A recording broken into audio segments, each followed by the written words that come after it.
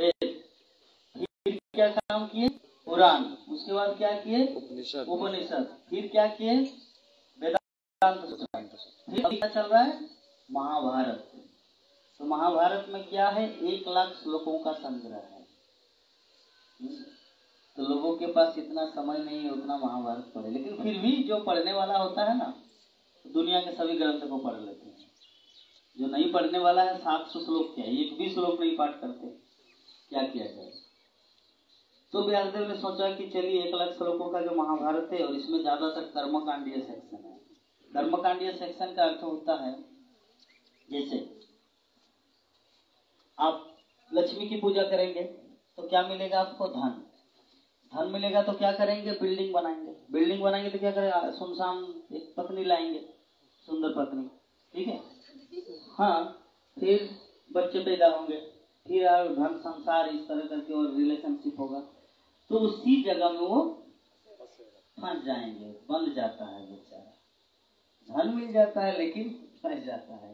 वो भी तो करना चाहिए, कमेंट बाद में। वो फंस जाता है, तो फंसने के बाद अभी उसको कैसे वहां से निकालेंगे? अभी कैसे निकालेंगे? क्योंकि महाभारत में वो मुक्ति का पद दिया गया नहीं। महाभारत में ये सब चीज दिया गया है, ये करने से वो मिलेगा, दुर्गा देवी की पूजा करने से सुंदर पत्नी मिलेगी, और शिव जी की पूजा करने से सुंदर पति मिलेगा, लक्ष्मी की पूजा करने से धन मिलेगा, विश्वकर्मा की पूजा करने से बड़ा फैक्ट्री का मालिक बन जाएंगे। इस तरह देवी देवता का पूजा का उल्लेख है। तो अभी नारद मुनि व्यासदेव के कुटिया में आए। एक्चुअली व्यासदेव असंतुष्ट थे। असंतुष्ट इसलिए थे कि जैसे एग्जाम्पल, प्रभु जी एक धनी व्यक्ति है, ये करोड़ों का मालिक है, और आपकी बेटी की शादी होने वाली है, ठीक है। तो आपके पास उतना धन नहीं है, खर्च होने वाला 2-3 लाख रुपया। तो आप इनके पास गए, बोले कि मुझे थोड़ा हेल्प कीजिए, तो आपको 50,000 रुपया दे दिया, तो बेटी की शादी पार हो गई। तो उसके बाद तो इनको संतुष्टि होना चाहिए ना। जब इनके पास गए आप पुनः, तो ये पूछेंगे आपको, प्रभु जी आपका नाम क्या है? बजरंगी। आप जैसे आप बजरंगी, अच्छा, वरदराज प्रभु जी के पास गए आप, ठीक है। तो अभी वरदराज प्रभु आपको पूछेंगे, माता जी कैसा हुआ आपकी बेटी की शादी, सब धूमधाम से पार हुआ ना? तो आप बोलेंगे हाँ प्रभु जी, पूरी तरह से अच्छी तरह पार हो गए, खाना पीना रहना एवरीथिंग, रेस्टोरेंट, फुचका, गलगप्पा, सब कुछ अच्छी तरह पार हुआ। तो ये सेटिस्फेक्शन फील करेंगे, वाह मैंने जो कंट्रीब्यूट किया था कम से कम अच्छी तरह से काम पार हो गया। लेकिन आपका इतना सुंदर धूमधाम से पार होने के बावजूद भी इनके मन में प्रसन्नता नहीं। इसका मतलब कुछ तो खोट है ना, कुछ तो गड़बड़ है। तो व्यासदेव यही चीज सोच नहीं पा रहे थे कि मैं जगत के कल्याण के लिए लाख रुपया दिया, करोड़ रुपया दिया, 1000 रुपया दिया, 100 रुपया दिया, वेद दिया, पुराण दिया, उपनिषद सब कुछ दिया, 5 रुपया का नोट दिया, 10 रुपया का नोट दिया, everything I give, but still I am not satisfied. फिर भी मेरा मन संतुष्ट नहीं है। तो जिसके कारण वो चिंता में सरस्वती नदी के तट पर बद्रिका आश्रम में वहां पर बैठे बैठे चिंता कर रहे हैं। आप लोग तथ्य को समझ रहे हैं ना? वो चिंता क्यों कर रहे हैं? क्योंकि ये दिया है 50,000 रुपया। हाँ, 50,000 रुपया दे दिया आपको और पार भी हुआ, लेकिन इनको तो प्रसन्न होना चाहिए ना कि हाँ भाई अच्छी तरह पार हुआ, मैं पैसा दिया इसलिए। लेकिन ये तो फिर भी दुखी है। इसका मतलब क्या है? तो व्यासदेव उसी चीज के बारे में वो मतलब चिंता कर रहे थे कि क्या है, मतलब दिक्कत क्या है, क्या प्रॉब्लम है, मैं तो सब कुछ किया फिर भी क्यों संतुष्टि फील नहीं हो रहा। तो ऐसी अवस्था में जब व्यासदेव ऐसे विचार कर ही रहे थे तो उनके गुरुदेव नारद मुनि वहां पर पधारे, और नारद मुनि आके उनको अभी गाली देने लगा। गाली देने लगा मतलब ऐसा नहीं जैसे हम लोग गाली देते हैं। हम लोग जो गाली देते सबको पता है। नारद मुनि आके ऐसे गाली नहीं दिया। नारद मुनि आके बोले कि तू सबसे बड़ा मूर्ख है, तुमको जो करना चाहिए वो नहीं किए, जो नहीं करना चाहिए तो वो किए। मतलब जो नहीं करना चाहिए तो वो किए, अर्थात इस संसार में हर कोई भोग वृत्ति में लगा हुआ है। हर किसी को पता है कैसे इंद्रिय तृप्ति करना है। हाँ, हर किसी को पता है कैसे खाना चाहिए। हाँ, आवाज मत कैसे खाना चाहिए, कैसे पीना चाहिए, कैसे रहना चाहिए, कैसे घूमना चाहिए, कैसे शादी करना चाहिए, कैसे बच्चे पैदा करना चाहिए, ये सब जो है ये सबको पता है। तो मान लीजिए ये जो भौतिक इच्छा जो है ना, ये भौतिक इच्छा रूपी जो करतल को जमीन पे मत रखो, अरे बोल उसके ऊपर रखो आपके, हाँ ठीक है। तो ये जो खाना पीना रहना सोना ये भौतिक इच्छा है हमारा, ठीक है। तो भौतिक इच्छा रूपी अग्नि जल रहा है और व्यासदेव आके क्या किया, घी डाल दिया तो जो जितना जल रहा है वो तो और जलेगा ना। तो ऐसे में लोगों के हृदय में इच्छा है, हाँ भाई सुंदर बिल्डिंग होगा, सुंदर पत्नी होगा, तो ऐसे करके वो चीज मतलब आनंदित है। और सेम टाइम में हाँ लक्ष्मी की पूजा करो धन मिलेगा, हाँ दुर्गा की पूजा करो सुंदर पत्नी मिलेगी। तो ये जो इसी के कारण व्यासदेव को नारद मुनि आके डांटने लगे।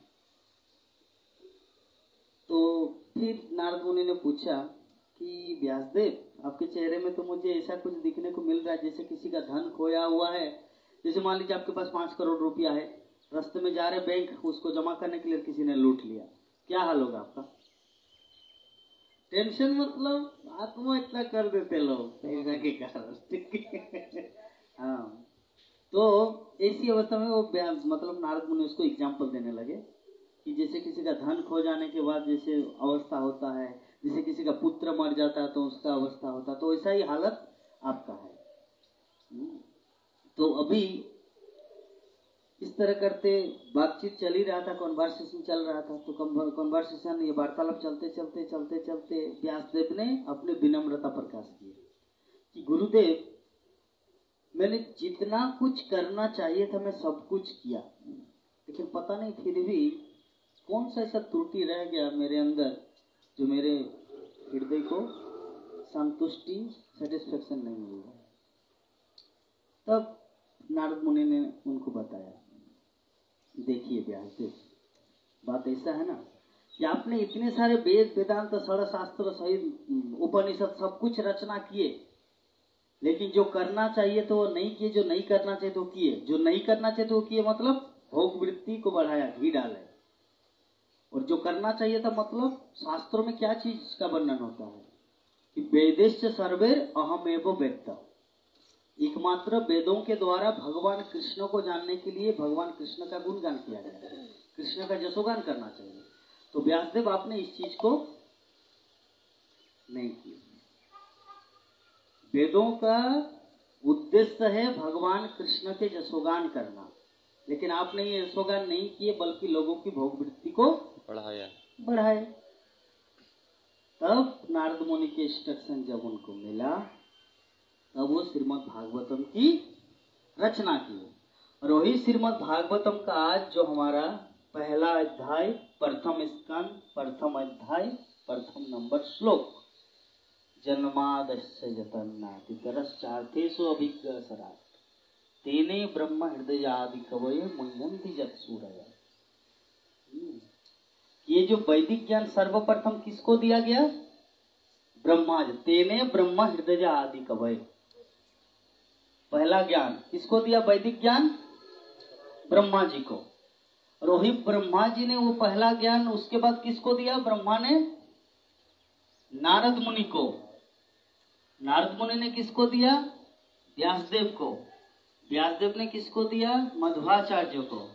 मध्वाचार्य किसको दिया? पद्मनाभ को। इस प्रकार परंपरा से ये जो हमारा वैदिक ज्ञान चला आ रहा है, अभी हम लोग को किसके द्वारा प्राप्त हो रहा है? जगत गुरु श्रील प्रभुपाद के द्वारा। जो भगवत गीता, भागवतम, चैतन्य चरितामृत के तात्पर्य में वही विशुद्ध कृष्ण प्रेम वैदिक ज्ञान जो कृष्ण ने ब्रह्मा जी को दिया था, ब्रह्मा ने नारद मुनि को दिया था, वही चीज हम लोगों को भक्ति वेदांत तात्पर्यों के माध्यम से प्राप्त हो रहा है। तो अभी हमारा उद्देश्य क्या है जीवन का? उस ज्ञान को प्राप्त करना है। उस ज्ञान को अगर हम लोग प्राप्त नहीं करेंगे तो हमारी अवस्था कैसा रहेगा? जैसे व्यासदेव का। व्यासदेव भागवतम रचना करने से पहले दुखी थे। दुखी थे ना प्रभु जी? दुखी थे, असंतुष्ट थे, लेकिन जैसे ही उनको ज्ञान प्राप्त हुआ तो वो प्रसन्नचित्त हो गए। तो हम लोगों को उस ज्ञान को प्राप्त करने के लिए जो तरीका है, दो तरह का प्रोसेस है, प्रक्रिया है जिसके द्वारा हम लोग ज्ञान को प्राप्त कर सकते हैं। पहला एक है श्रवण के माध्यम से, दूसरा एक है खोज के माध्यम से। खोज मतलब रिसर्च, शोध करना, और दूसरा है सुनना। जैसे एग्जाम्पल हम लोग दे सकते हैं, अगर किसी को पूछा जाए कि आपका पिता कौन है, तो आंसर क्या होगा? मैं मान लीजिए प्रभु जी, मैं आपको बरदराज प्रभु जी आपको पूछ रहा हूँ, आपका पिता कौन है? क्या नाम है आपके पिताजी का? क्या? अच्छा, हम समझ रहे कि सुखदेव गोस्वामी, मैं बोला क्या है सुखदेव गोस्वामी को भागवत तो ब्रह्मचारी है। सुखदेव प्रसाद, अच्छा मैं वही समझ रहा। तो सुखदेव प्रसाद जी, तो आपको कैसे पता चले कि वो आपका पिता है? माँ से पूछिए। कोई दूसरा साधन है आपके पिताजी, वो आपका पिताजी, इसको मतलब जानने का? Any other source? माँ से केवल पूछना पड़ेगा। हाँ, तो पिता को पहचानने का एकमात्र तरीका क्या है? माँ से पूछना। तो ज्ञान, ये जो माँ पिता को जानने का सबसे बड़ा जो प्रोसेस है, श्रवण। माँ बता दी ये तुम्हारे पिताजी है ना, माँ बताइए तुम्हारा पिताजी, जिसके माध्यम से हम लोग पिताजी को जान पाए कि मेरा पिताजी। उसी प्रकार वेद जो है ना, ये वैदिक ज्ञान जो है ना, ये श्रुति जो है ना, ये माँ के समान है, और पिता है कृष्ण। तो कृष्ण कौन है हमारे पिता? तो पिता के बारे में कौन बताएगा? माँ। तो माँ है श्रुति, अर्थात ये हमारा वैदिक ज्ञान, श्रीमद् भागवतम, भगवत गीता, ये सब। ठीक है, तो हम लोगों को सच में अगर हमारे पिता की खोज करना है, पिता को जानना है, तो इसके लिए माँ का आश्रय लेना पड़ेगा। माँ से पूछना पड़ेगा कि माँ आप मुझे बताइए, हु इज माय फादर, कौन है मेरा पिता। तो हम लोग क्या वो कर रहे हैं ना, उस प्रोसेस में तो लगे हुए कर रहे हैं। भक्ति में आ गए मतलब पिता की खोज के लिए हम लोग निकल पड़े, है ना। जब तक हम लोग भक्ति में नहीं आते, हम लोग आवारा कुत्ता की तरह रहते। मेरे गुरु महाराज भक्तिचार्य स्वामी गुरु महाराज जब मुंबई में श्रील प्रभुपाद के साथ घूम रहे थे, मतलब मॉर्निंग वॉक कर रहे थे जू बीच में, तो श्रील प्रभुपाद ने कुछ शिष्यों को दिखाए एक डंडा लेकर कि देखिए वो कुत्ता जो भूख रहे हैं, उस कुत्ते और पालतू कुत्ता जो मॉर्निंग वॉक करवाते हैं ना मालिक सुबह सुबह, इस कुत्ते और उस कुत्ते में अंतर क्या, व्हाट इज द डिफरेंस? तो गुरु महाराज के मन में एक चीज भाव आया, जो ओशन ऑफ मर्सी करुणा सिंधु पुस्तक में गुरु महाराज लिखे हैं, कि मैं सोच रहा हूं कि वो जो आवारा कुत्ता है ना, उसका कैटेगरी मेरा है, क्योंकि अभी तक मेरा दीक्षा नहीं है।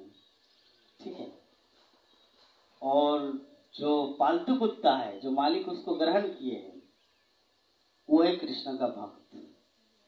तो जो कृष्ण का भक्त बन चुके हैं, वो कृष्ण का कुत्ता है।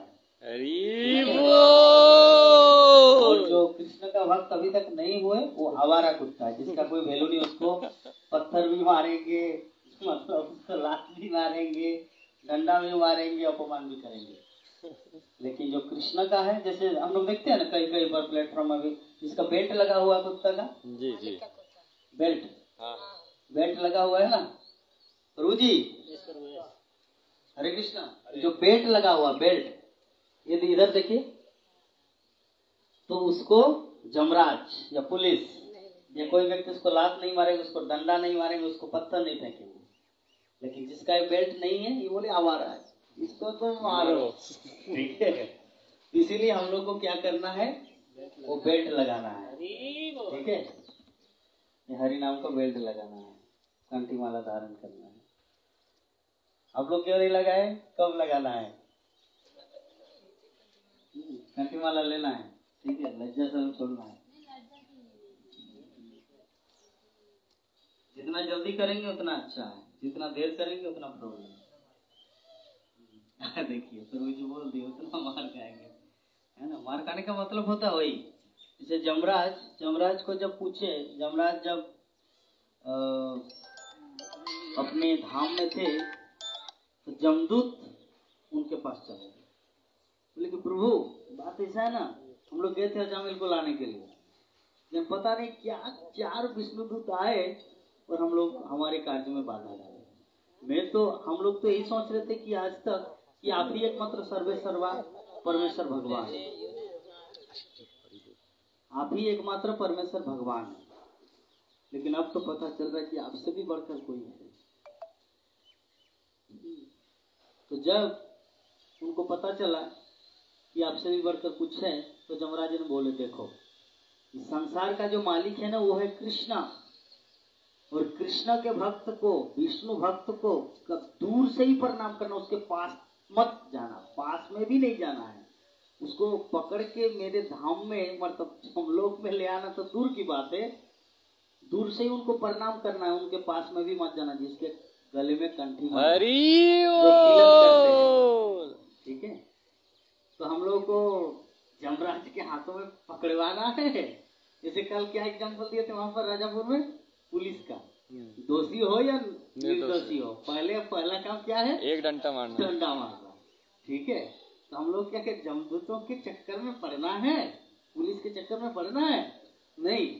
तो उसके चक्कर में नहीं पड़ने, अगर पढ़ना नहीं है तुरंत ड्राइविंग लाइसेंस बना लीजिए। ठीक है, कंठी वाला, हरि नाम, तिलक, लाइसेंस बना लीजिए, तो कोई कुछ आपको नहीं बोलेंगे। नहीं तो टोल चक्का, टोल ब्रिज, ये भाड़ा दो, वो करो, ये करो, जमदूत, दीप बलोक, डाकिनी माकिनी, ये तंत्र, वो तो पूरा भटक करेंगे। जैसे कृष्ण का भक्त बन जाएंगे, सब तरह से मुक्त हो जाएंगे, पूरी तरह से चिंता मुक्त हो जाएंगे, हमारा जीवन सफल है। ठीक है। तो अभी चीज को समझ गए कि व्यासदेव ने भागवतम की रचना कैसे की है। व्यासदेव ने भागवतम की रचना की अपने गुरुदेव के आज्ञा को पाने के बाद। जैसे ही नारद मुनि ने उसको इंस्ट्रक्शन दिया कि अभी आपको श्रीमद् भागवतम की रचना करना है, जिसमें भगवान की महिमा का गान है, और भगवान की महिमा का जो गान सुनता है उसी व्यक्ति का जीवन सफल धन्य हो जाता है।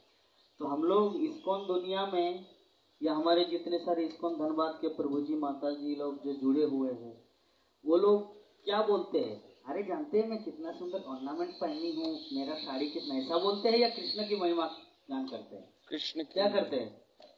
माता जी लोग क्या करते हैं? कृष्ण की महिमा गान करते हैं, या अपना साड़ी दिखाते हैं, अपना माला दिखाते हैं अपना, या प्रभु जी लोग क्या बोलते हैं, देखो मेरा कितना बेल्ट, चश्मा, टोपी, ऐसा बोलते हैं, या कृष्ण के बारे में बोलते हैं? कृष्ण के बारे में बोलते हैं। हाँ, तो हम लोगों को उसी कृष्ण के बारे में, भगवान कृष्ण की महिमा का ही सुनना है, श्रीमद् भागवतम की वाणी को सुनना है, और भक्तगण जैसे जैसे हम लोग को गाइड करेंगे उसी अनुसार हमारे जीवन को आगे बढ़ाना है। ठीक है। तो अभी ये जो अब तक जो डिस्कस किए, इस संबंध में जो भी प्रश्न हो, देखिए क्लास का अर्थ होता है सिर्फ लेक्चर देना नहीं, क्लास का अर्थ होता है ईच अदर अंडरस्टैंडिंग। श्रोता और वक्ता दोनों के बीच में जो कंफ्यूजन है, प्रभु जी क्यों भक्ति करेंगे, क्या जरूरत है, मैं नहीं चाहता, लाइक जो भी प्रश्न है आप लोग अभी कर सकते हैं। ठीक है। हरे कृष्ण। किन्हीं का अगर कोई प्रश्न है अभी रिलेटिव, ये नहीं कि अब, ठीक है, रिलेटिव भी हो और बाहर का भी, जो भी प्रश्न, कोई अगर किन्हीं का प्रश्न है तो पूछ सकते हैं। जैसे आपने बोला कि व्यासदेव जी ने भागवतम का रचना की अपने गुरु की आज्ञा से। ठीक है, भागवतम का रचना की है, लेकिन उस भागवतम को सुनकर हमें क्या लाभ होगा, और किसी को कुछ ऐसा लाभ हुआ है इतिहास में? इसका जवाब। लाभ तो अनेकों भक्तों का हुआ है, गिनती नहीं किया जा सकता। परीक्षित महाराज को जब श्राप मिला तो कोई बोल रहे थे कि बोले कि मुझे जीवन के अंतिम 7 दिन जो मेरा समय, अभी मुझे क्या करना चाहिए? तो कोई ब्राह्मण बोले कि गरम घी पियो और मरो। कोई बोले कि गंगा में जाके डूब में पत्थर को गले में बांध के डूब के मरो। सबने अपना अपना मंतव्य दिया। और ऐसी परिस्थिति में जब दुविधा में थे परीक्षित महाराज, तो सेम टाइम में श्री सुखदेव गोस्वामी, जैसे आपका पिताजी का जैसे नाम उल्लेख किए, सुखदेव गोस्वामी वहां पर गंगा तीर में पधारे। और पधारने के बाद उन्होंने क्या किया? बोले कि मैं आपको श्रीमद् भागवत की कथा सुनाऊंगा। और सुखदेव गोस्वामी ने श्रीमद् भागवत की कथा सुनाई। और 7 दिन के अंदर जब 4 दिन हो गया, नवम स्कंद तक सुखदेव गोस्वामी पाठ किए, उनको कथा सुनाए भागवतम का। तो सुखदेव गोस्वामी ने बोला परीक्षित महाराज को, परीक्षित महाराज को बोला कि परीक्षित 4 दिन तो हो चुका है, थोड़ा पानी पियो, कुछ अपेल ऐसा कुछ अंगूरी कुछ खाओ, सिर्फ तो बैठ के सोने जाए। तो परीक्षित महाराज बोले कि प्रभु जो अमृत मुझे मिल रहा है, जैसे कल हमारे माता जी बोले थे, माता जी कि जो अमृत हमें प्राप्त हो रहा है अभी, इस अमृत से बढ़कर कोई पानी या फल इसका क्या जरूरत है। और दूसरी बात ये है, दूसरी बात कि इसी पानी के कारण, इसी जल के कारण मेरा ये श्राप लगा है ना। श्रृंग ऋषि श्राप दिए थे ना जी। श्रृंग ऋषि ने, हाँ श्रृंग ना उनका पिता था, हाँ उनका पिता तो ध्यान मग्न थे और मरा हुआ सांप परीक्षित महाराज ने डाल दिया। तो उनका जो पुत्र है श्रृंगी, जो अपने सखाओं के साथ जो स्नान कर रहे थे, तो किसी सखा ने, किसी मित्र ने आके बोल दिया, अरे आप क्या यहाँ पर खेल कर रहे हैं तालाब में, आपको पता है आपके पिताजी को इंसल्ट किया एक महाराज ने, हाँ मरा हुआ सांप डाल दिया। तो श्रृंगी से बिना कुछ विचार किए ही बोले कि जिस किसी ने मेरे पिताजी का ये हालत किया है, ऐसा अपमान किया है एक संत का, एक मुनि का, ऋषि का, 7 दिन के अंदर उनका मृत्यु हो जाए। और वही श्राप के कारण तो क्यों गया था परीक्षित महाराज और श्रृंगी ऋषि, मतलब श्रृंगी ऋषि का पिता का क्या नाम था, समीक ऋषि के आश्रम में क्यों गए थे? यस, पानी के प्यास के कारण। जंगल में तो कोई वैसा अवस्था नहीं है कि व्यवस्था नहीं कि कहीं पर पानी का, इसीलिए आश्रम में जाते थे। तो देखा कि आवाज ही नहीं दिया, चुपचाप सिर्फ अपना ध्यान में मग्न, इसीलिए उसको क्रोध आया। और खुद तो घर में जाके तो पानी तो नहीं ले सकते ना, ये तो मतलब शिष्टाचार के विरुद्ध है। 3-4 बार बुलाया लेकिन फिर भी नहीं सुने। तो उसके बाद ऐसा घटना है और श्रृंगी ऋषि ने उनको श्राप दिया। तो मूल कारण क्या है परीक्षित महाराज का मरने का? वाटर, पानी। मूल कारण है पानी। तो जब पानी के कारण उसको ये श्राप मिला, तो जब सुखदेव गोस्वामी उनको परीक्षित महाराज को बोले कि थोड़ा पानी पी लीजिए, तो क्या पानी पिएगा? हाँ, कि पानी के कारण जब ये दशा हुआ है तो फिर जीवन क्या बच सकता है? 7 दिन तो बोले। सेकंड थर्ड पॉइंट परीक्षित महाराज सुखदेव गोस्वामी को बताए कि देखिए गुरुदेव, मैं पानी पीऊं या न पीऊं, 7 दिन के अंदर मेरा मृत्यु होने वाला है और 7 दिन से पहले मेरा मृत्यु नहीं होगा, क्योंकि 7 दिन के बाद ही मेरा भी मृत्यु हो, चाहे मैं पानी पीऊं या कुछ खाऊं या ना खाऊं, क्योंकि ब्राह्मण का श्राप है और ब्राह्मण का श्राप, ब्राह्मण की वाणी पत्थर की लकीर होती है, तो कभी भी झूठ नहीं हो सकता। तो इसी कारण परीक्षित महाराज बोले कि आप जस्ट मुझे ये अमृत जो है पिलाते रहिए। पहला प्रूफ।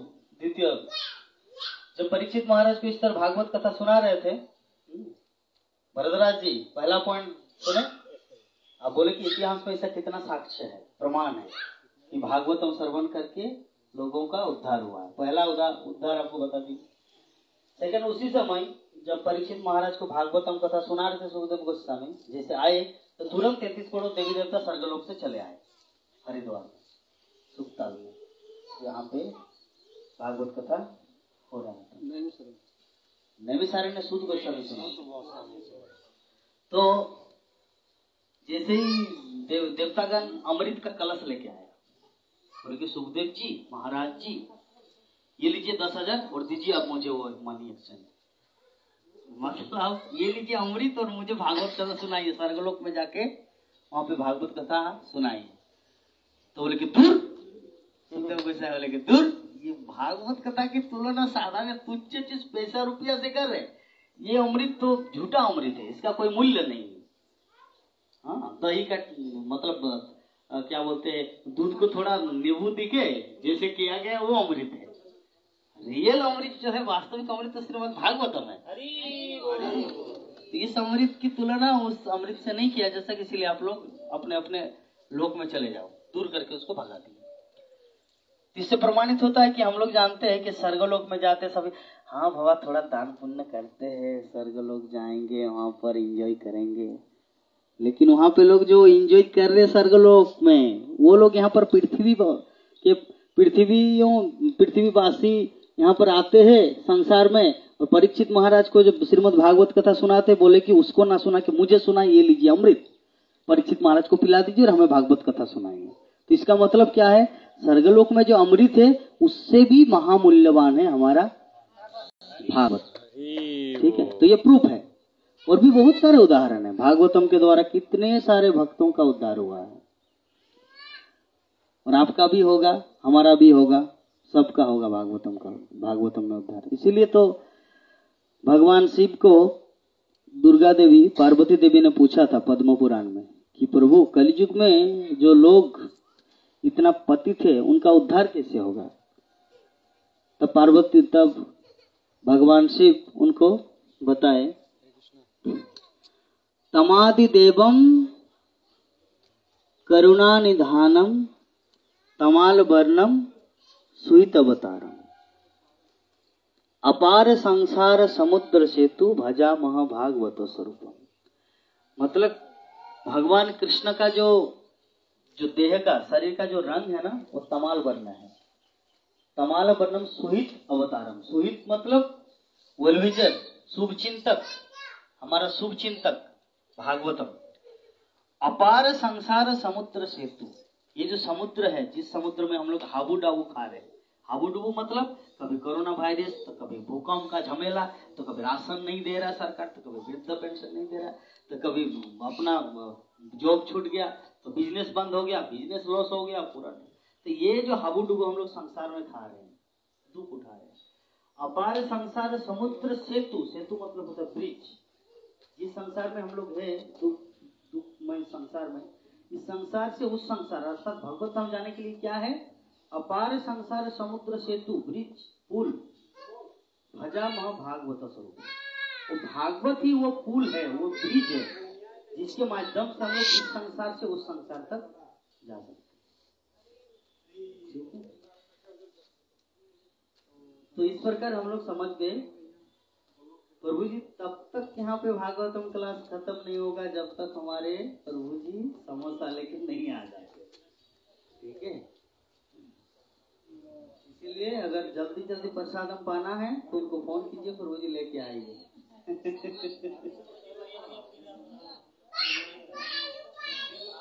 देखिए हमारे प्रभु जी एग्जाम्पल में बता दिए, तब तो वही बात हुआ कि मायापुर धाम इतना कष्ट करके आए और पेट के लिए, समोसा खाने के लिए, इडली खाने के लिए हम लोग भागवत रूपी अमृत को छोड़ दे रहे।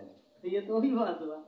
तो हमारा उद्देश्य क्या है, महाजन जनक तो पंथा, हमारे महाजन, हमारे आचार्यगण पूर्व काल में जो किए उसी के अनुसार चलना है। अगर उनके विरुद्ध चलेंगे तो क्या होगा। हाँ, जैसे जब हमारा जन्म हुआ तब भी टायर का जो टायर है ना वो गोल था। जब हमारे पिताजी का जन्म हुआ तब भी टायर जो है गोल था। मेरे नाना जी का भी जन्म तब भी टायर गोल था। अभी हम लोग बोलेंगे चलिए मैं एक टायर चतुर्भुज निर्माण करूंगा, तो वो क्या चलेगा, चक्का नहीं चलेगा। इसीलिए हम लोग को जो महाजन जनक तो सफलता, जो पूर्व काल में जैसे चल रहे उसी के अनुसार चलना है। गोल टायर में ही चक्का घुमाना है, नहीं तो गिर जाएगा। ठीक है, और किसी का कोई प्रश्न?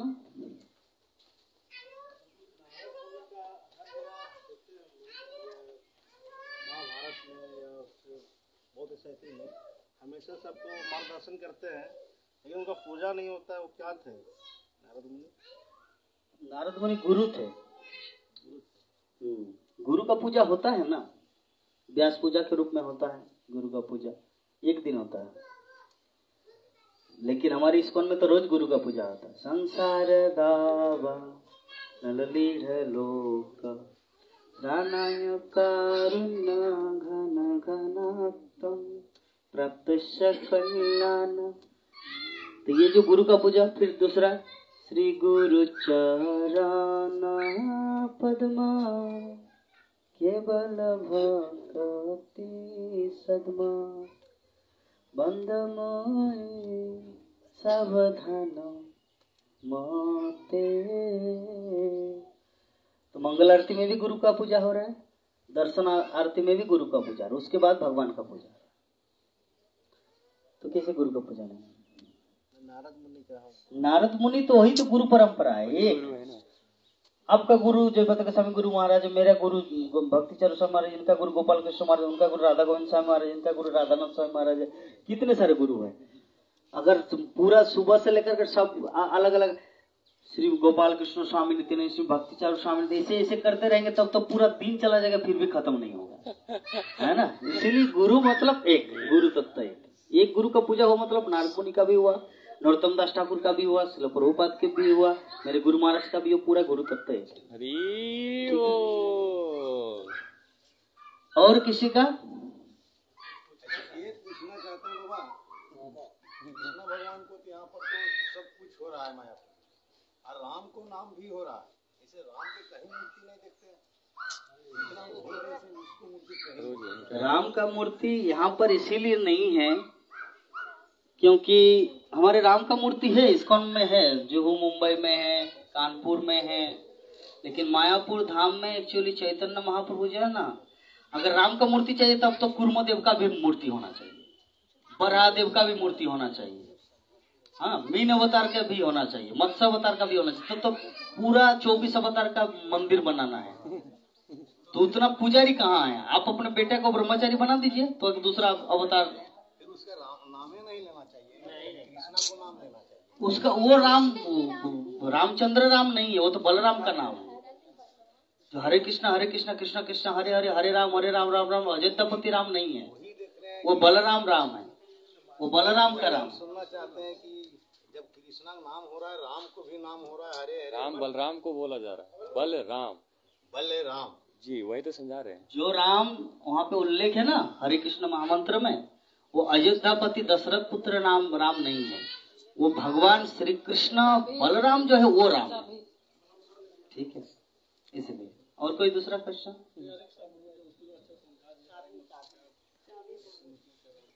नहीं, विषय वस्तु ये शास्त्र में कहा गया है कि विश्वास से मिलाई वस्तु तर्क बहुत दूर। हाँ, विश्वास में हर चीज का बिलीवनेस जब हम करेंगे, दिमाग में नहीं आएगा, वो दिमाग में तो पूछना भी तो गुरु को चाहिए। तर्क बहुत दूर, इसीलिए तर्क नहीं करना है, जस्ट पूछना है, जिज्ञासा करना है। जब आपको साइंटिफिक रूप से उसको उत्तर दिए तो उसको एक्सेप्ट करना है। हाँ, जैसे मैं आपको बोल दिया, अगर यही प्रश्न आप किसी दूसरे प्रभु जी को भी पूछेंगे, that means you have problem. मैं आपको समझा दिया कि हरे कृष्ण महामंत्र में जो राम है वो राम बलराम है, तो अगर यही क्वेश्चन आप किसी जैसे देवकी नंदन प्रभु आए धर्मार्थ में, उसको भी यही प्रश्न पूछे, गौरांग प्रभु क्लास देने उसको भी यही पूछे, तो इसका मतलब क्या है? आपका विश्वास नहीं है। शास्त्र में विश्वास होना चाहिए, है ना। आपको विश्वास करना है। जैसे एक दूसरा एग्जांपल देते हैं। एक बार श्रील प्रभुपाद के पास एक भक्त आए, साइंटिस्ट मतलब एक, हाँ, साइंटिस्ट या फिलोसोफर दोनों में से कोई एक था। अगर श्रील प्रभुपाद, मैं आपको कुछ क्वेश्चन करूंगा, अगर आप जवाब दे पाएंगे तो मैं आपका दास बनूंगा, ठीक है। और आप मुझे कुछ क्वेश्चन कीजिए, अगर मैं उसका जवाब नहीं दे पाया तो मैं आपका दास बनूंगा। नहीं, बोले कि मैं कुछ क्वेश्चन करूंगा, अगर उसका उत्तर आप नहीं दे पाए तो आपको मेरा दास बनना है, ठीक है। और अगर आप कुछ क्वेश्चन कर, तो ऐसे दो है, किसी न किसी एक का दास बनना है। तो श्रील प्रभुपाद को जो जो प्रश्न किए, श्रील प्रभुपाद सब उत्तर दे दिए उसको। तो क्या हुआ, वो इसको में ज्वाइन कर ली। और वो उसका नाम क्या है जानते हैं? उनका नाम है स्वरूप द्रविड़ स्वरूप प्रभु। तो पहले चैलेंज लेके आए थे इसको, इसलिए प्रभुपाद मैं आपको कुछ पूछ रहा हूं, अगर उसका आंसर नहीं देंगे तो आप मेरा दास बनो, ठीक है। तो इसलिए प्रभुपाद तो सब उत्तर दे देंगे, तो उसको दास बनो। तो उसी प्रकार आप कुछ क्वेश्चन कर रहे हैं, मैं उसका उत्तर दे रहा हूं, आपको स्वीकार करना है और इसको में पूरी तरह डेडिकेट होना है। हरि बोल।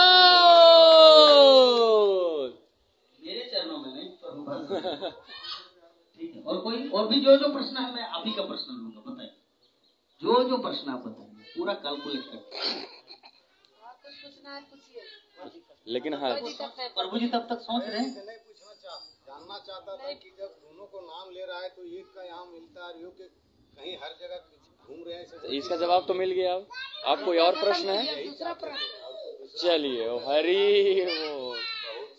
किसी का प्रभु जी आपका? जिस भगवान का इतना हम लोग गुणगान कर रहे हैं, उतना वैभवशाली भगवान है, दिखने में इतने खूबसूरत है, तो मांगते भी होंगे चढ़ावा में सोना चांदी या धन दौलत ऐसा चढ़ावे में कुछ मांगते हैं, या वो प्रसन्न जितने धन खर्चा करेंगे सब प्रसन्न होंगे, या प्रसन्न करने का और भी कुछ तरीका है? मतलब ये प्रश्न पूरा क्लेरिफिकेशन कीजिए आपका पूरा प्रश्न भगवान जो भगवान है जिनका नाम लीजिए, कौन भगवान? भगवान श्री कृष्ण, जिनका इतना सुंदर स्वरूप है, इतना जैसे बड़े बड़े हैं उनके पदवी, तो उनको खुश करने के लिए आखिर बड़ा चीज भक्त को देंगे तभी ना वो खुश होंगे।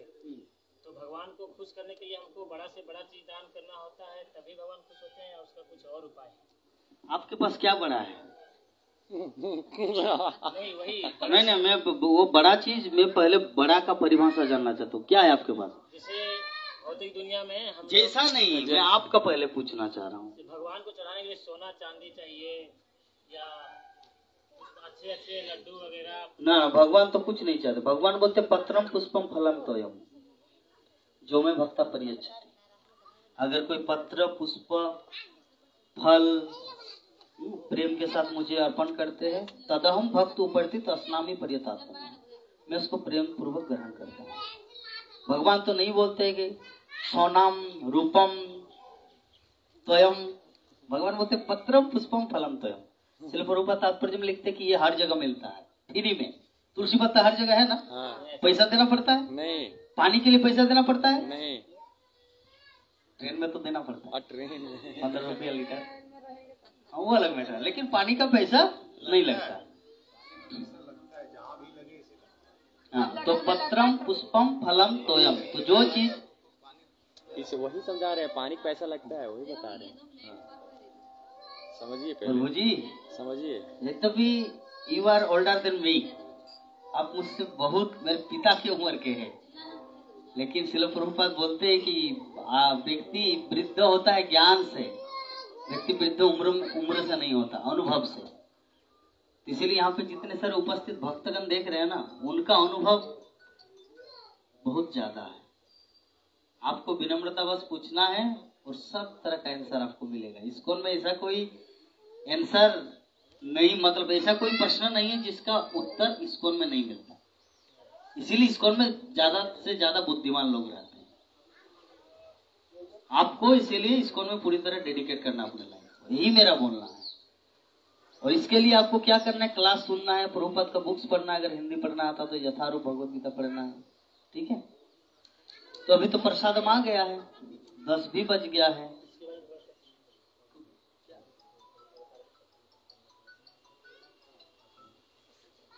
जैसे अपनी क्षमता के अनुसार देना है। जैसे एग्जाम्पल के रूप में मान लीजिए आप खा रहे पनीर सब्जी और भगवान को चढ़ा रहे चीनी, तो ये क्या प्रेम हुआ? नहीं।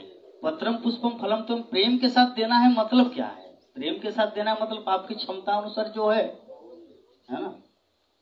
जैसे श्रील प्रभुपाद जब अमेरिका गए थे, एक अपना एग्जांपल देखें, प्रभुपाद जब अमेरिका गए थे तो उनको डॉलर डोनेशन मिलता था। हम लोग इंडियन या धनबाद या हमारे बोकारो से हमारा डोनेशन कैसा था? 50 रुपया, 100 रुपया, 1000 रुपया, 500 रुपया, 2000 रुपया, ठीक है ना। और वहां पे कितना? डॉलर। तो देश का परिस्थिति, तो अपनी क्षमता के अनुसार व्यक्ति वैसा करता है, अपनी क्षमता के अनुसार।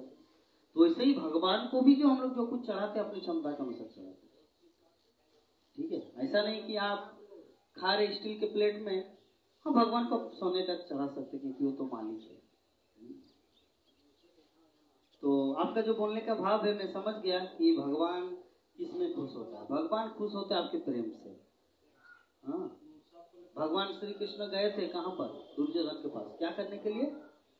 बर्थडे पार्टी, 22 व्यंजन खिलाने के लिए बुलाए दुर्योधन, 56 भोग नहीं, 22 व्यंजन।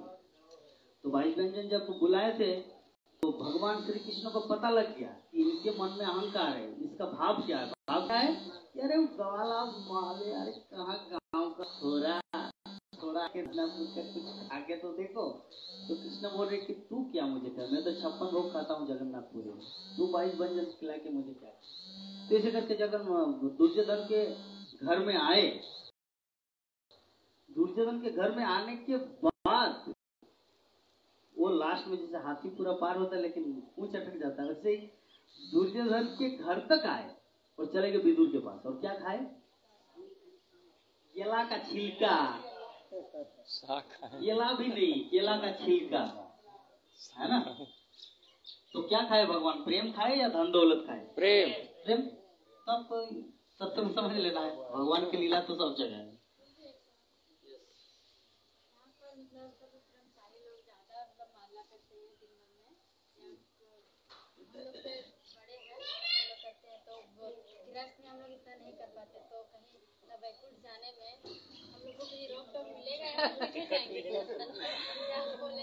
फिर से एक बार बोलो, फिर से आराम से बोली, कोई दिक्कत नहीं। ये सबको समोसा दे देंगे, सब खाते भी रहेंगे और प्रश्न भी करते रहेंगे, ऐसा ही नहीं? नहीं। ठीक, चलिए।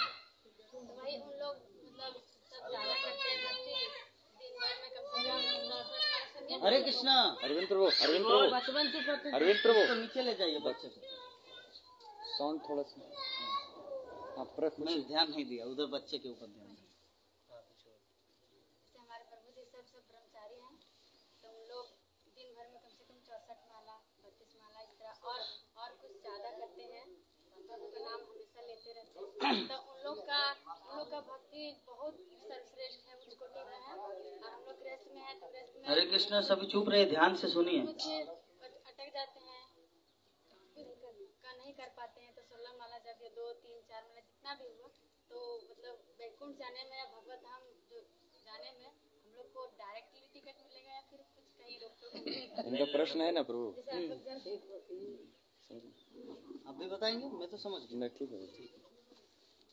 तो देखिए, हम लोग जानते इतिहास में दुर्वासा ऋषि कौन थे? गृहस्थ या ब्रह्मचारी या सन्यासी? सन्यासी था। तो जब अम्बरीश महाराज के घर में वो आए प्रसाद पाने के लिए, तो अम्बरीश महाराज पिछले दिन एकादशी किए थे। तो एकादशी पूर्ण कब होता है? जब उस पारण किया जाता है। तो उनका गुरुदेव चले गए हैं गंगा स्नान, ठीक है, और टाइम 9 बजे के, जैसे मान लीजिए अभी 10 बज गया, तो 10:20 के अंदर पारण करना है। और गुरुदेव स्नान करके आएंगे 11 बजे, तो अभी क्या करेंगे? वो पारण तो करना है। तो पारण करना है, तो इसीलिए वो क्या किए? वो अन्न नहीं खाए, थोड़ा सा पानी लिए और उसको आचमन की तरफ पी लिए। तो ये चीज दुर्वासा को पता चल गई, अंतर्जामी भाव से उसको पता चल गया स्नान करते करते। तो आके अम्बरीश महाराज के पास आके उसको श्राप दे दिया कि तू गुरु का अवज्ञा किए है, जा तू नरक जा, ऐसे करके उसको श्राप दिए। तो जैसे श्राप दिए तो भगवान का जो सुदर्शन चक्र है दुर्वासा मुनि के पास आ गया। अभी दुर्वासा मुनि भाग रहा है डर से कि कहाँ पे छिपूं। तो कैलाश पर्वत गया, शिव जी नहीं बचा पाए। ब्रह्मलोक गए, ब्रह्मा जी नहीं बचा पाए। अंत में वैकुंठ गए, तो वैकुंठ में भगवान कृष्ण के साथ भेंट हुआ। बोले कि क्या हुआ दुर्वासा, यहाँ पर आए हैं, क्या बात है? बोले कि सुदर्शन आपका पीछा कर रहे हैं। बोले कि क्यों? पता नहीं, मैं अपने शिष्य को ऐसे बोला तो सुदर्शन मेरे पीछे पीछे आ रहे हैं। तो बोले कि प्रभु जी आप मुझे बचाइए, हे कृष्ण आप मुझे बचाइए। दुर्वासा बोले कि नहीं, सुदर्शन है मेरा, लेकिन बात सुनता मेरे भक्तों का, ठीक है? सुदर्शन है मेरा अस्त्र, लेकिन बात सुनता मेरे भक्तों का, इसीलिए मैं तो कुछ नहीं कर सकता। यू कैन गो, आप वहां पर ही जाइए जहां पर आप कमिट किए, जहां पर आप ये अपराध किए हैं। तो फिर आए पृथ्वी लोक में, और पृथ्वी लोक में आने के बाद अम्बरीश महाराज के चरणों में गिर पड़े। लेकिन अम्बरीश महाराज तो गुरुदेव आप ऐसे क्या कर रहे हैं, शिष्य को ऐसे नहीं, ठीक है। तो जैसे ही वो मुक्त कर दिया, सुदर्शन लौट गया अपने धाम में। तो मेरा प्रश्न यही है, दुर्वासा कौन थे? सन्यासी। दिन में 64 किया, लाख या 3 लाख 5 लाख माला जप करते थे, एग्जाम्पल। और अम्बरीश महाराज क्या थे? गृहस्थ थे, उनके पत्नी थे, बच्चे थे, राजा था। तो कृष्ण किसका सपोर्ट था? बात गृहस्थ ना, की बात भक्ति का है ना, भक्ति और प्रेम। तो इससे हम लोग को इस एग्जाम्पल के माध्यम से समझ में आ गया इम्पोर्टेंट। ब्रह्मचारी, गृहस्थ, सन्यासी, वानप्रस्थन इम्पोर्टेंट है आपका मनोभाव। एक दूसरा एग्जाम्पल देते हैं, इस एग्जाम्पल के साथ शेष करेंगे, नहीं तो भक्तगण मुझे मेरे प्रति श्राप दे देंगे, बोलेंगे प्रभु जी हमारा पेट जल रहा है यार, ये कृष्ण कथा, ठीक है। तो एक जैसे मान लीजिए वो एक रूम है और ये यहाँ पे एक रूम है, तो वहाँ पे एक ब्रह्मचारी यहाँ पे वेद पाठ करते हैं एवरीडे, और वहाँ पे एक बेस्सा है प्रोस्टिट्यूट। तो रोज 1, 2, 3 विभिन्न बहुत सारे ग्राहक आते थे, ठीक है। तो ब्रह्मचारी यहाँ पे गिनते थे, आज 10 आया, आज 11 लोग आए, ऐसे करके रोज गिनते। तो दोनों का मृत्यु हुआ, तो दोनों चले गए जमलोक में। तो जमलोक में अभी तो विधान होगा, क्योंकि भगवत धाम जाना है या नरक जाने से पहले सबको एक बार प्लेटफॉर्म में आना पड़ता, रांची जंक्शन में, मतलब जमलोक में आना पड़ता है। उसके बाद उसको विधान, वो कुत्ता बनेगा, मनुष्य बनेगा, भगवत धाम जाएगा, जहां जाएंगे वहां से उसको भेजा जाएगा। तो वो बेस्सा भी गए जमलोक और वो ब्रह्मचारी भी गए जमलोक। आप लोग समझ रहे मैं क्या बोल रहा हूँ? स्टोरी दिमाग में आ गया? तो पहला विधान हो गया प्रोस्टिट्यूट का, चलो इसको भगवत धाम भेज दो, और ये ब्रह्मचारी इसका टिकट, हाँ इसको नरक भेज दो। तो अभी बोले, ए जमराज आपका क्या कंप्यूटर खराब हो चुका है क्या? सॉफ्टवेयर मैं तो पूरा जीवन भर वेद पाठ किया हूं और आप मुझे नरक भेज रहे हैं। अरे वो सारा जीवन में पाप की है, लोग 10-10 पति 10-10 मर्दों के साथ ये करते थे और उनको आप भगवत धाम भेज रहे हो, व्हाट दिस? तो बोल के ठीक है चलो ए बेस्सा को बुलाओ इधर। ब्रह्म, अच्छा बोलो तुम क्या किए अपने जीवन में? बोले कि प्रभु मेरा सीक्रेट यही है कि मैं सोचती थी पूरा जीवन भर, हाय रे मेरा जीवन, सब समय पाप में कितना, पैसा के अभाव के कारण लोगों को, ग्राहक को बुलाते थे ऐसे। लेकिन जब मैं ब्रह्मचारी की ओर देखते थे ना, यहाँ पे जो वेद पाठ कर रहे, काश मेरा भी जीवन ऐसा होता, मैं भी भगवत भक्ति कर पाता। वो चिंता करते थे वेद का, भागवतम का, महाभारत का, वैदिक साहित्य का, और ये चिंता करते थे 1, 2 आज इतना गए। तो उनका थिंकिंग जब तो ये भागवतम लेके, लेकिन थिंकिंग कर रहा है नारक की। तो इसीलिए डेस्टिनेशन क्या हुआ कि हो गया नरक, हो गया। तो आप गृहस्थ में हैं या मायापुर धाम में है वो इम्पोर्टेंट नहीं, आपका मनोभाव कहां पर है। ठीक है, क्लियर?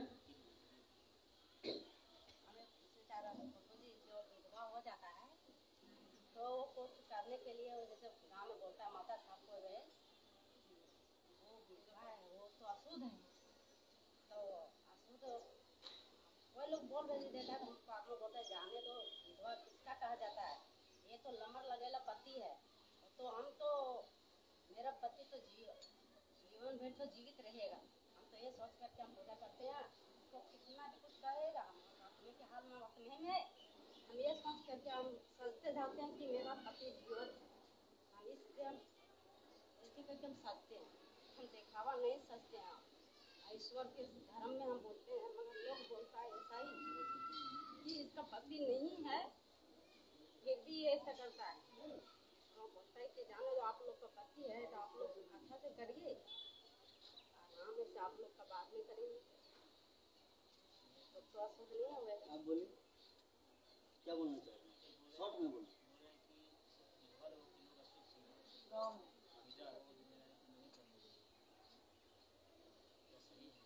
देखिए गांव का जो रूल्स रेगुलेशन है ना माता जी, वो मतलब पूरा परफेक्ट नहीं है। वो लोग बहुत कुछ बोलेंगे, है ना। जैसे हमारे इस्कॉन में जब महिलाओं का जो पीरियड होता है ना, उस समय पूजा पाठ नहीं करना ठीक है, लेकिन जब आप किसी भी हालत में नहीं छोड़ सकते। जब हरिनाम जप है ना, वो पीरियड के टाइम में भी किया जा सकता है। तो जैसे गाँव के मामले में नहीं कुछ नहीं छूना है, लेकिन हमारे इस्कॉन में श्रील प्रभुपाद ने उसका रिकमेंडेशन किया। तो एक शुद्ध भक्त जो चीज का रिकमेंडेशन किए तो उसको आपको मानना है। बाकी लोग क्या कुछ बोलेंगे वो सब में आपको ध्यान नहीं देना है, क्योंकि आपको तो आगे बढ़ना है ना, पीछे नहीं जाना है, पीछे की तरफ नहीं जाना है। होता है प्रभु जी, जैसे सेवा मिला था, एक विधवा थी तो उसको सेवा मिला था मंदिर का, तो ऐसा ही बोला तो छोड़ दिया सेवा करने के लिए। तो मैंने बोला कि जाने दो, एक तो हम सुने हैं वहाँ मायापुर गए थे धाम में, दूसरी आके हम देखे हैं विधवा माता को, तो चलो उसी तरह से हम बताते हैं तो करो। जाने तो मंदिर नहीं जाएगा तो सेवा करने से क्या हुआ, अपने ही मंदिर बना हुआ और उसकी सेवा करो। परफेक्ट, अच्छा बोले आप। एक्चुअली गांव के लोग जो होते हैं ना, गांव के लोग है नहीं, शहर के लोग भी जो शास्त्रों नहीं पढ़ते ना, वो मूर्ख होता है। और जो कुछ भी बोलते, पैसा रहने से कुछ भी बोल दिया कि वो परफेक्ट हुआ, नहीं। हम लोग देखते हैं ना कि किसी के पास ज्यादा धन है, अरे क्या भगवान की पूजा करेंगे, मुझे तो ऐसे ही इतना मिल रहा है। तो अगर उनके बहुत सारे उनका फॉलोअर बन जाते हैं, हाँ, बहुत सारे उनके मतलब शिष्य बन जाते हैं। हाँ, इसीलिए हम लोगों को धनी किसको मानना है? जो कृष्ण का भक्त वही है वास्तविक धनी, ठीक है? उनका बात को मानना है, ठीक है? जो जैसा बोल रहे बकने दो, कुत्ता की तरह भौंकने दो उनको, ठीक है?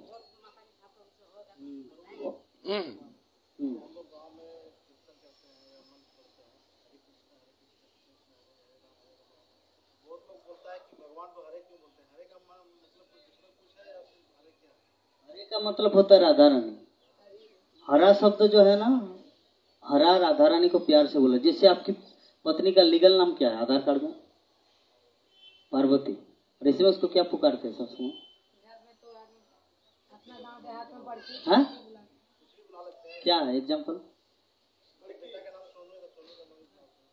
और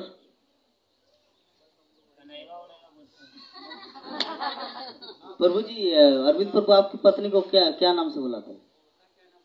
आप मास्क को खोलिए, बंदर की तरह दिखिए।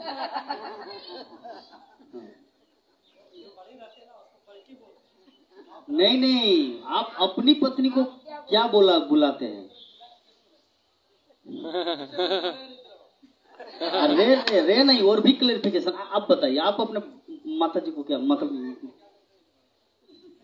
अच्छा, आप मतलब पर्सनल चीज को, सीक्रेट चीज को पब्लिकली नहीं करना चाह रहे हैं ना? मुझे समझ में आ गया। प्रभु जी आप क्या करते हैं? राधे। और आधार कार्ड में क्या नाम है? समझे? तो प्यार से उनको राधे कह के बुलाते हैं। तो उसी प्रकार राधा रानी का नाम है राधा रानी, तो भगवान प्रेम से उसको हरे बुलाते हैं। हरे, हरा, ऐसे ही तो हरा से हरे हुआ, ठीक है? एक एक करके हरि बोल, हरि बोल, हरि बोल। हमारा झारखंडी भाषा पटना में हरे को हमारे झारखंड में हरे को छोटा को बोला जाता है। बहुत लोग कमेंट करता है तो भगवान को हरे बोलता है। नहीं, ये जो सुनिए हरि बोल, सुनिए, ये जो नागपुरी, भोजपुरी, खोरटा, दुनियादारी, तमिल, उर्दू, गुजराती, ये हरा जो है ना, ये संस्कृत शब्द है।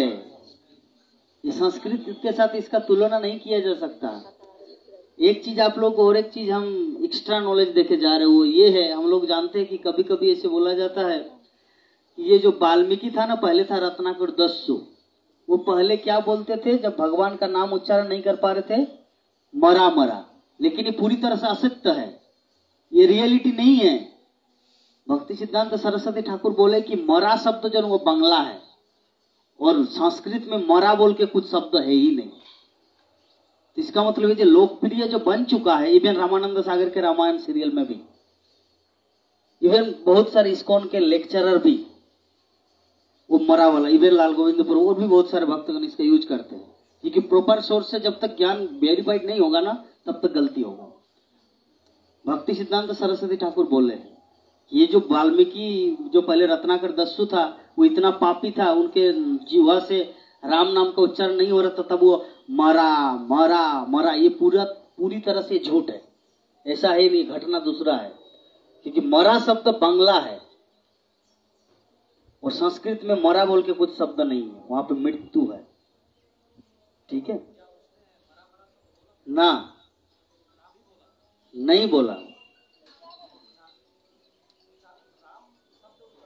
राम, वो डायरेक्ट राम उच्चारण ही किए है, वो सब एक मतलब झूठा काल्पनिक बना दी। ना ना ना, उल्टा नाम कहीं पर उल्लेख नहीं है, वाल्मीकि रामायण में उल्लेख नहीं है।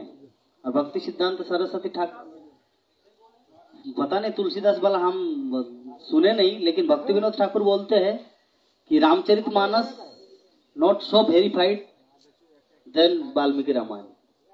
हमारे इस्कॉन के भक्तों को वाल्मीकि रामायण पढ़ना चाहिए, ठीक है? तो यहीं पर समाप्त करते हैं आज की हमारी कथा को। फिर मुलाकात होगा एक चक्रधाम में। हरे कृष्णा हरे कृष्णा कृष्णा कृष्णा हरे हरे, हरे राम राम राम हरे हरे। ग्रंथराज श्रीमद् भागवत महापुराण की, जगत गुरु श्रील प्रभुपाद की, निताई गौर प्रेमानंदे।